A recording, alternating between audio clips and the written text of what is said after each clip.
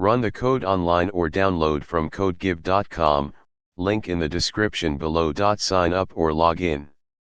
Save your chat history, share chats, and personalize your experience. Certainly.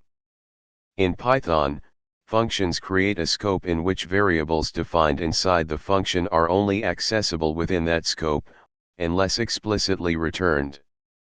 However, there are ways to access variables defined within a function from outside the function.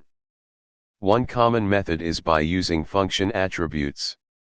Let's create a tutorial explaining this method with code examples.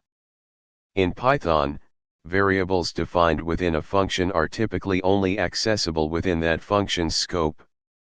However, there are situations where you might need to access these variables from outside the function. This tutorial will demonstrate how to achieve this using function attributes. Function attributes are properties attached to a function object in Python. By setting a function attribute to the variable you want to access outside the function, you can then retrieve it later. Let's illustrate this with an example. In this example, in Python, while function variables are typically confined to the function's scope, you can still access them from outside using function attributes. This tutorial provided an overview of this method along with a code example demonstrating its usage.